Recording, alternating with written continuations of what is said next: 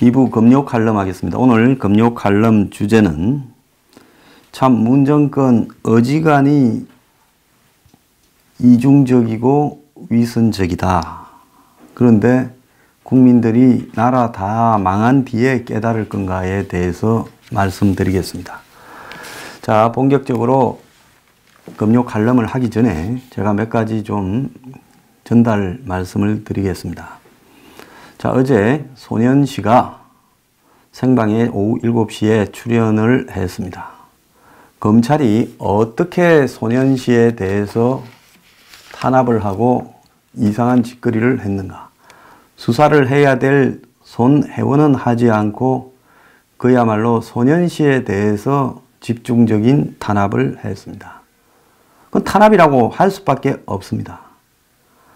자, 소년시를 수사한 검사는 제가 볼 때 검찰에서 감찰을 해야 되고 이 사안에 대해서 반드시 해명을 해야 된다, 이렇게 생각을 합니다.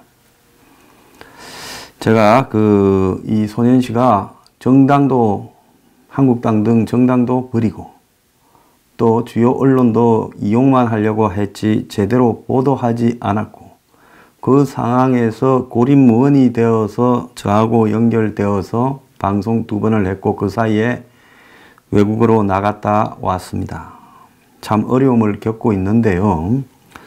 제가 소년시에 대해서 한때 후원 계좌를 걸겠다 이렇게 말씀을 드렸지만은 여러 가지로 깊이 생각을 해 봤을 때 제가 방송을 시작한 이후 아직 화면에 계좌를 걸거나 이렇게 한 적이 없습니다.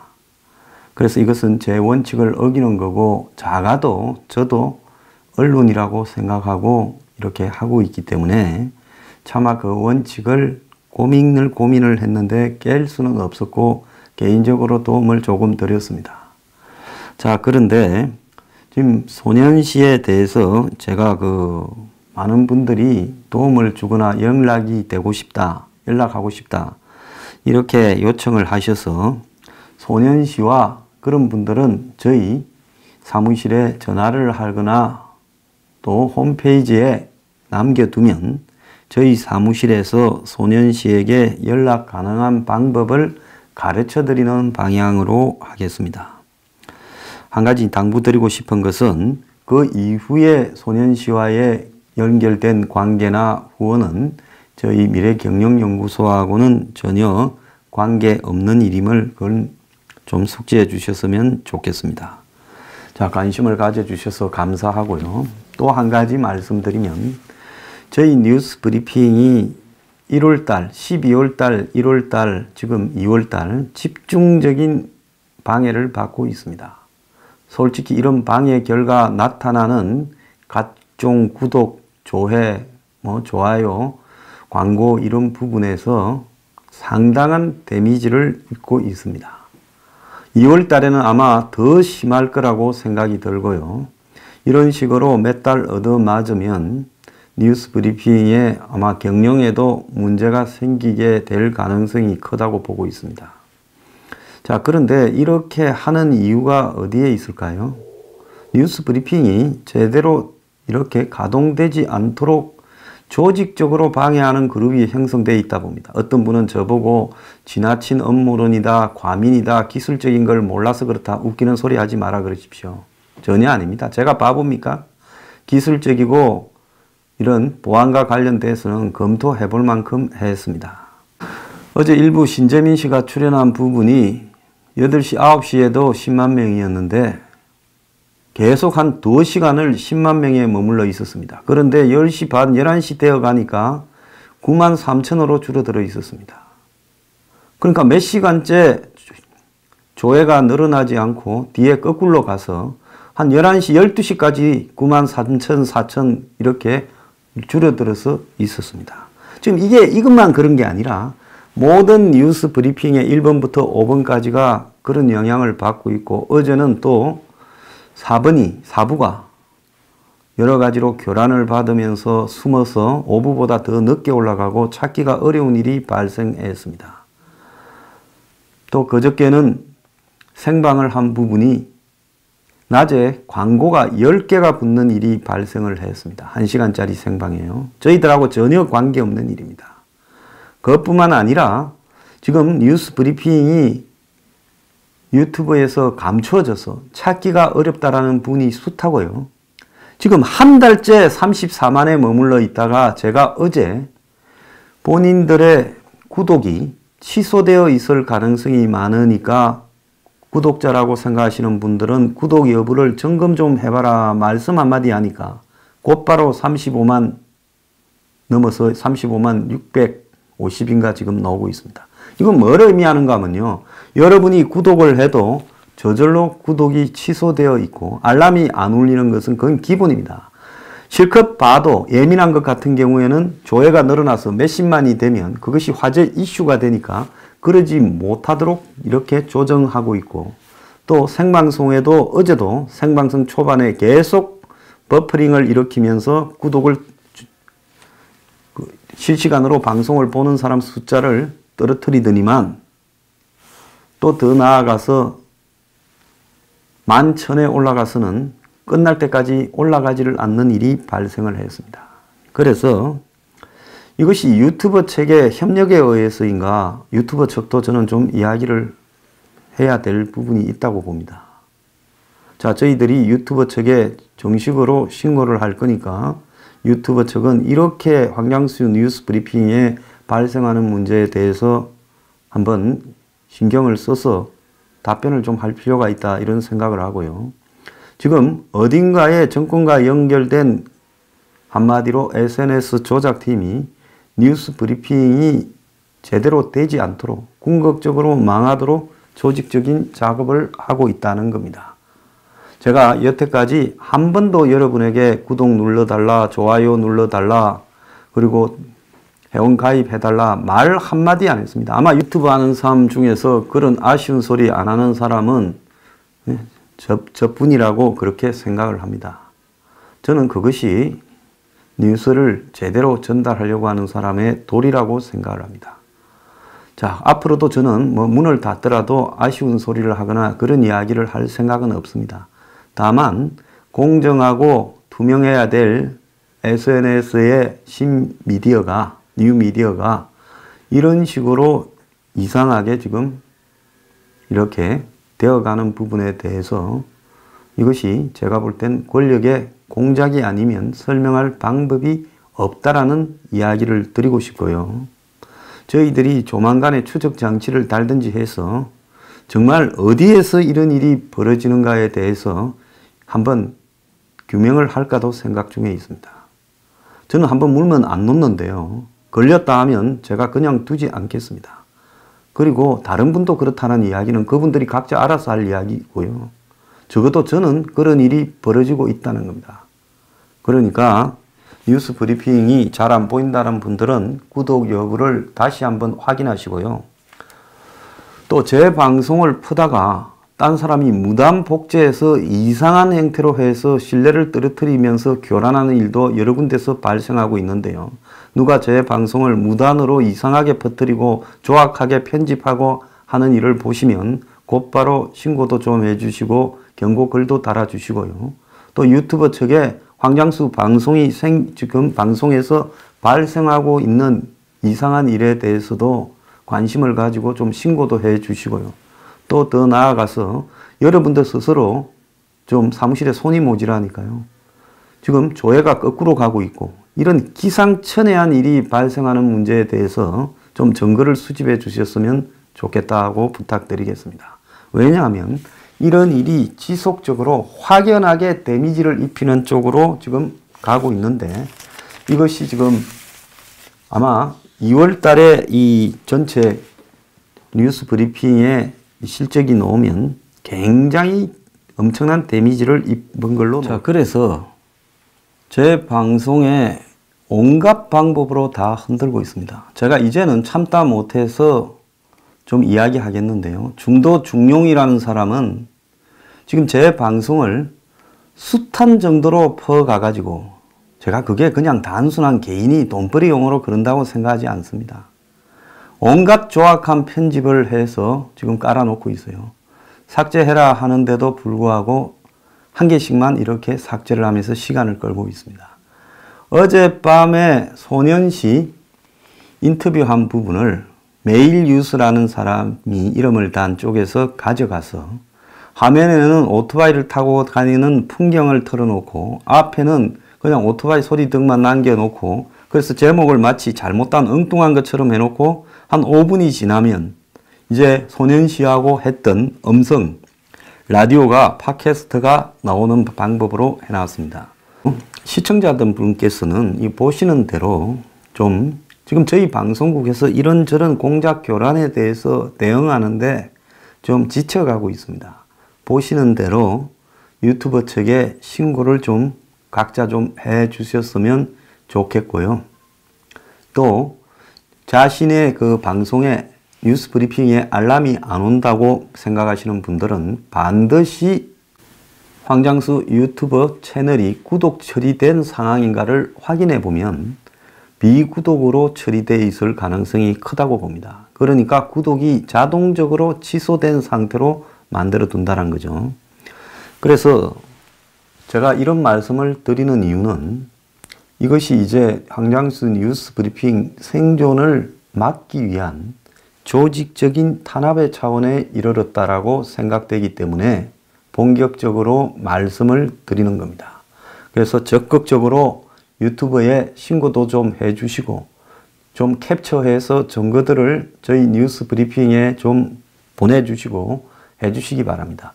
저는 문을 닫을 때 닫더라도 그냥은 절대로 그만두는 사람이 아닙니다. 제가 만약에 문을 닫는다면 다른 방식으로 이 정권에 대해서 계속 뭔가 진실을 밝히기 위해서 노력하지 설거머니 조용히 문 닫고 끝날 사람도 아니고 저한테 한 대 때린 사람은 분명히 경고하지만 100대 맞을 준비를 해야 될 겁니다. 자, 이 정권이 계속 이런 식으로 교묘하게 탄압한다면 제가 점점 강도를 높여가면서 정권에 대한 중요한 사실들을 말하겠습니다. 자, 이 정권 어디까지 하나 한번 지켜보겠습니다. 자, 여러분들도요, 뉴스 브리핑이 존립이 지금 위협받는 지경에 이르렀다라는 부분을 이해를 하시고 좀 이 협조를 부탁드리겠습니다. 자, 김태우 씨에 대해서 권익위원회가 공익제보자가 아니다 했습니다. 나중에 따로 말씀드리겠습니다. 김관진 전 청와대 안보실장에 대해서 2년 6개월 징역이 댓글 조작했다고 나왔습니다. 신재민은 오늘째 50일째 분당 서울대병원 정신과 폐쇄병동에 갇혀 있습니다. 자, 소년시는 지금 검찰에 가서 정말 설명이 불가능한 형태의 사법 시스템에서 대우를 당했습니다. 자, 이게 지금 문재인 정권에서 벌어지고 있는 한마디로 대한민국의 민주주의 시스템의 지금 현실입니다. 황장수 뉴스 브리핑은 정상적인 운영이 불가능할 정도로 여러 가지 교란을 당하고 있습니다. 자, 민주주의는 그야말로 국민에게 진실을 알리는 것이다. 많은 사실이 알려지고 더 나아가서 비판이 허용되고 그 비판을 통해서 정권의 잘못한 부분이 시정이 되고 또 부패나 의혹 등은 검증이 되는 이런 것이 민주주의입니다. 정말로 민주주의를 원하는 정권이라면 자신을 비판하는 계층에 대한 목소리들을 들을 준비가 되어 있어야 됩니다. 그런데 이 정권은 그야말로 지금 이 정권이 정의, 기회균등, 공정, 그리고 진보 등을 내세우고 인권을 내세우는 이 외관상의 허울 좋은 어떤 형태와는 다르게 그 이면으로는 중남미나 아프리카에서나 벌어지거나 1920, 30년대 유럽의 파시즘 국가에서 벌어지는 듯한 일들을 자행하고 있습니다. 문재인은 직접 국정원, 경찰, 검찰을 동원해서 이 나라를 공안국가로 끌고 가고 있습니다. 공안 폭정 통치와 뭐가 다릅니까? 1980년대 초반에 박종철 학생이 끌려가서 경찰에 물고문을 받다가 탁 치니까 억 하고 죽었다고 영화 1987까지 만들어서 이제 진보의 세상, 인권이 존중되는 민주주의 세상이 왔다고 쇼하는 것들이 지금 하고 있는 짓거리를 한번 보세요. 이게 국가입니까? 깡패 집단이지. 그러지 않습니까?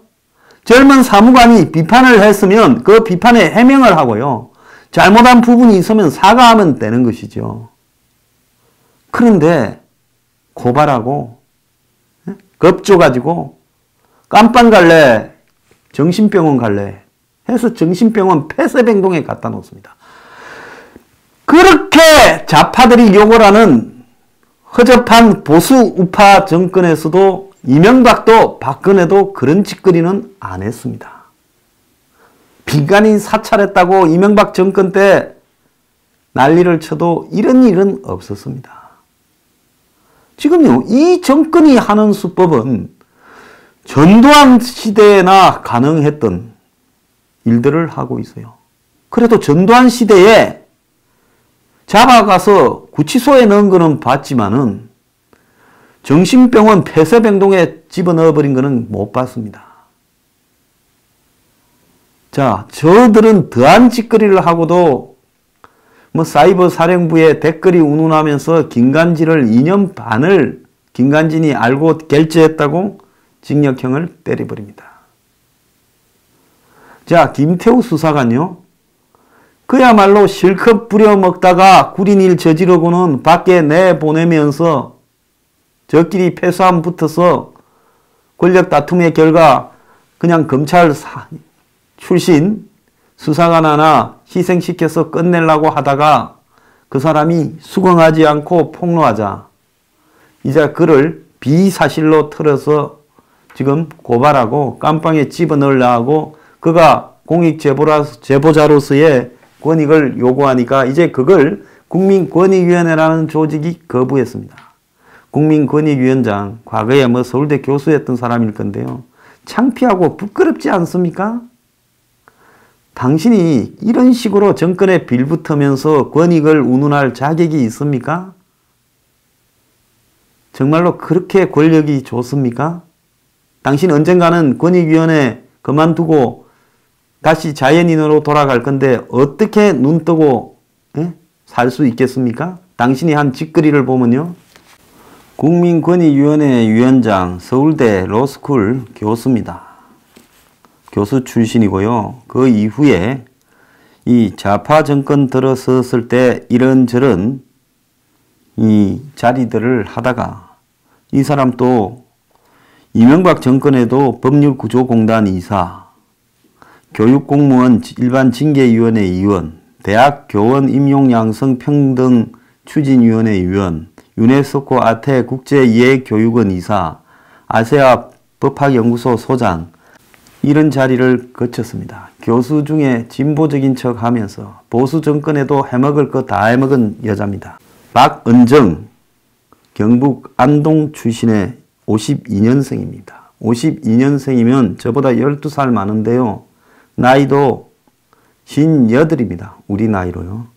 이 정도로 해먹을 만큼 다 해먹은 사람이 지금 뭘 더 해먹겠다고 이런 짓거리를 하고 있습니까?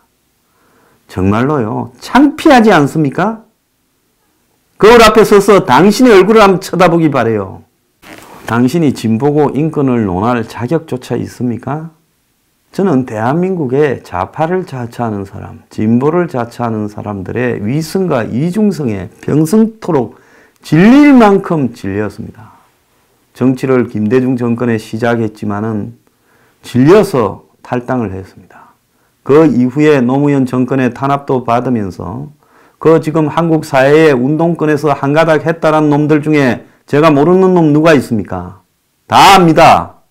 저들도 나를 알고 나도 저들을 압니다. 그런데 그들이 살아온 삶이 과연 진보라고 좌파라고 할 수 있냐?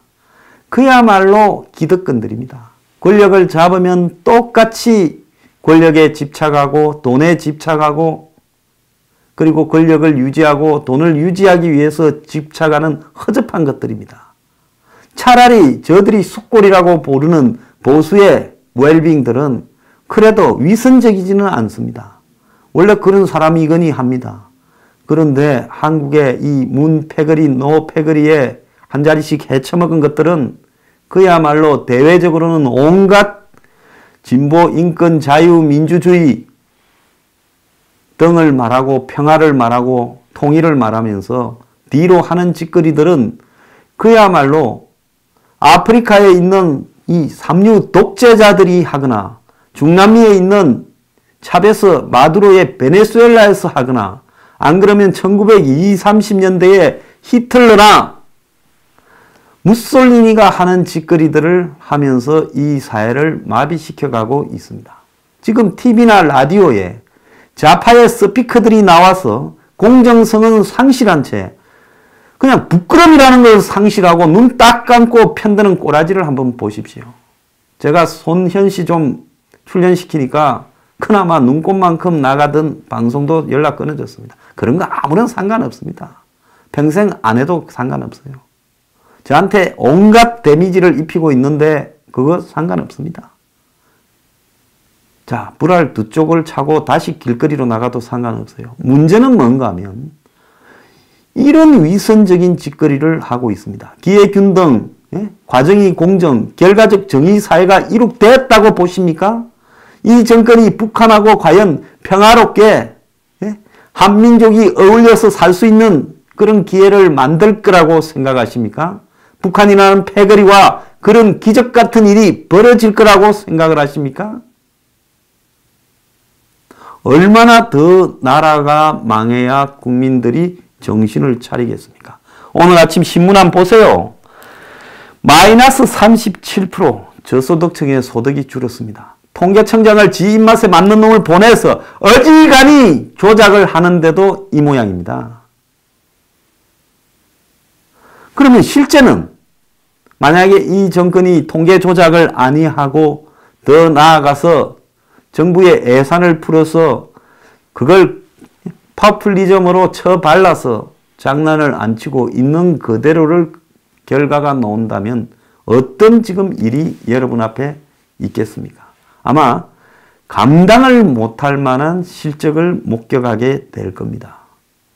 자, 몰락이라는 다운폴이라는 히틀러의 전기 영화를 보면요. 전기도 아니죠. 마지막 한 17일간의 스토리니까요. 독일은 철저하게 파괴되고 망해야 된다. 히틀러가 벙커에 앉아서 독일의 모든 기관 시설을 다 폭파시키고 인프라도 다 파괴하라고 공장도 다 파괴하라고 지시했습니다. 그런데 그 명령을 들을 만한 체계가 이미 무너졌기 때문에 그게 되지 않았죠.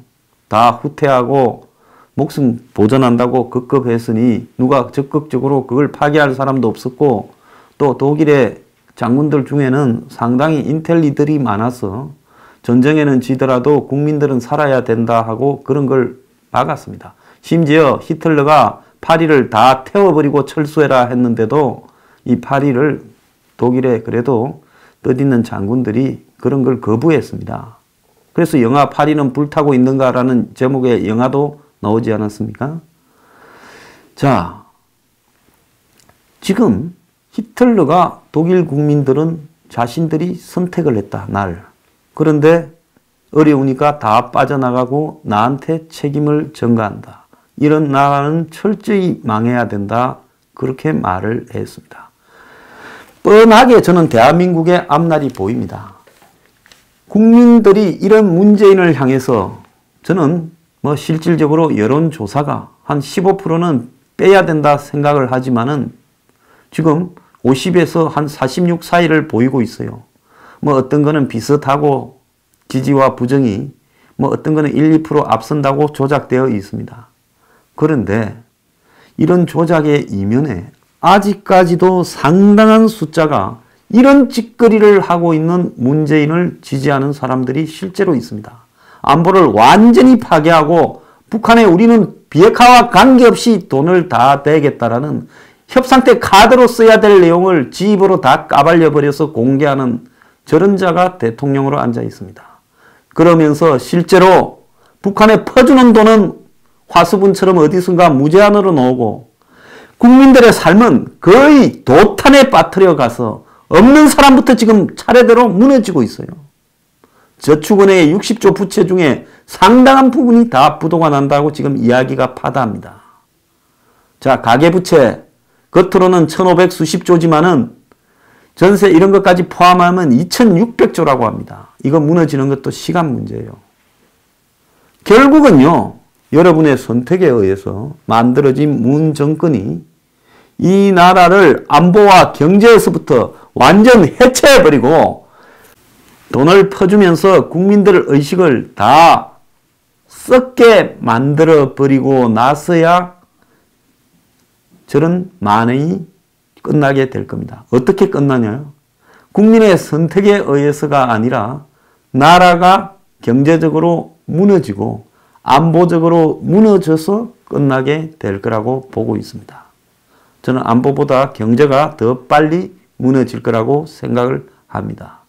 이제 경제적으로 다 무너져 버리고 안보도 무너져 버리는 순간이 되어서야 땅을 치면서 나라가 어쩌다 이 모양이 되었냐 하겠습니까? 그 꼴 보기 싫으면 눈앞에 벌어지고 있는 말도 안 되는 인권 탄압 행위, 여당이 판사들을 협박하면서 김경수를 2심에서 살려내라고 하는 저런 행동들, 저런 것들이 어떻게 용납이 될 수 있냐는 겁니다. 그런 거를 제대로 보도하는 언론도 없습니다. 자, 손혜씨에 대한 수사를 보면 이게 도대체 정상적으로 사법 시스템이 가동되는 국가인가? 1950년대, 60년대나 벌어질 일을 지금 백주대낮에 대한민국 검찰에 벌어지고 있습니다. 이런 것도 정권이라고, 그래, 나는 전라도고, 나는 좌파고, 나는 친북이고 종북이라서 지지하겠습니까? 박근혜가 싫고 이명박이 싫고 잘못한 건 잘못한 것이지만 그렇다고 문재인이 지금 하는 짓거리가 옳다고 생각하십니까? 그게 옳다고 생각하면 계속 끊임없이 바꾸지 말고 이 나라 거들날 때까지 지지하기 바랍니다. 그래서 누가 먼저 죽나 한번 지켜봅시다. 저는요, 이 나라 국민들이요, 대가를 치러야 될 순간이 다가오고 있다고 봅니다. 나중에 당신들 자식, 손자들이 어떤 대가를 치르는지 눈으로 보고 싶어서 이런 것을 방관합니까? 방관하는 당신들도요, 공범이라고 저는 보고 있습니다.